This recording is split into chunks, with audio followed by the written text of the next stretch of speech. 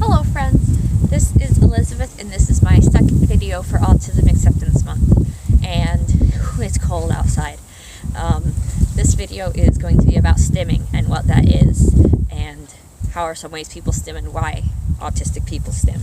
Stimming, I can't remember what the name actually means, but it's something about stimulation, and it's things that autistic people or people with other neurodiverse conditions will do, usually repetitively. That isn't obvious to you maybe. Repetitively to help regulate sensory input or their emotions when they're overwhelmed, or just to express feelings. Obviously a really common one is flapping hands. That's a very obvious. Oh my gosh, I'm so sorry. It's really windy. That's a really obvious and recognizable stim, is people flapping their hands and also rocking back and forth. One of my favorite stims is swaying. It feels really nice, and it helps when I'm lightheaded, which is a lot. So there's stims like that, which are obvious physical stims. And there's also vocal stims, which can be like singing certain things or repeating certain words a lot. Excuse me. Sorry, I dropped something when the wind came. And there's Stim Toys. There's things like Rubik's Cubes and fidget spinners that are well known and are also used by neurotypical people. And then there's things like, this is a good Stim toy for me because it's very sensory. It's pokey. I like feeling it poking in my hands when I squeeze it. There's things like that. This is another one of my favorite Stim toys. It's a toy car. I love the way the wheels spin and it shakes because it's rattles. And so also sometimes we will have things that are considered baby things that might seem embarrassing to some people, but because of the way rattles sound, a lot of autistic people stim by chewing on things. I do that too, but I don't have my chew toy with me right now because it needs to be cleaned. And this is another one, and this is an audio stim for me because I love the way they squeak, and also it's a physical stim because it feels so nice. So these are just a few things. Those are stims that with Stim Toys, and there's also things like swaying and flapping and rocking. One of mine is snapping my fingers a lot.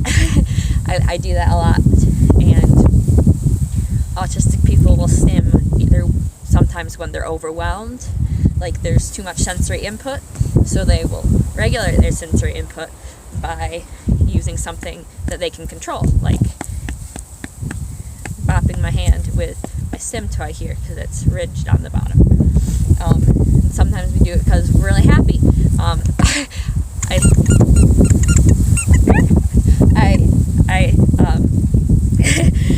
Flapping a lot is done when happy, and I squeak when happy.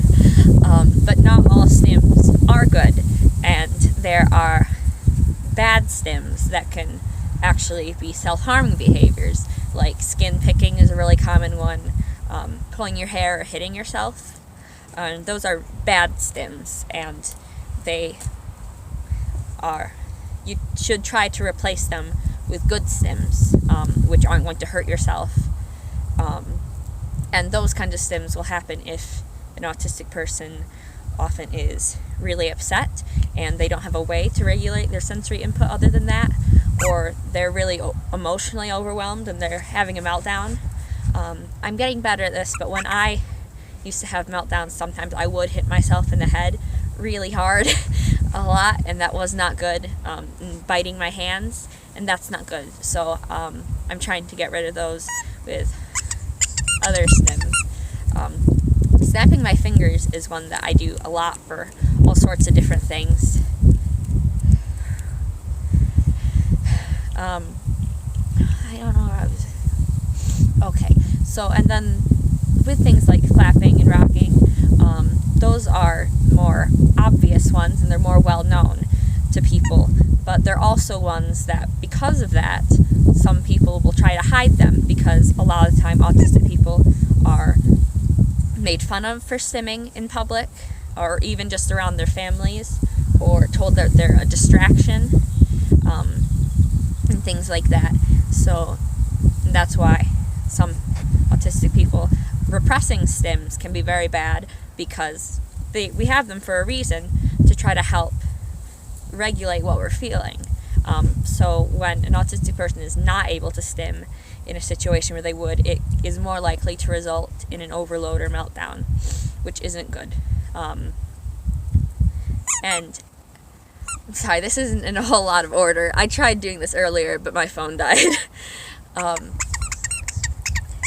Anything can be a stim. Like, these are just, I talked about some more obvious ones that are more well known in some of mine, but any type of repetitive action, even if it's not a physical action, can be a stim for an autistic person, or, like I said, people with other neurodiverse conditions. I believe some people with ADHD also stim, and it's for similar reasons.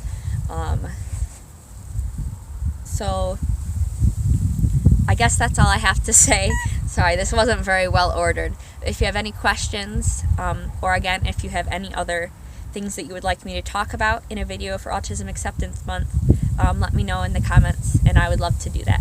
Goodbye from me and Max.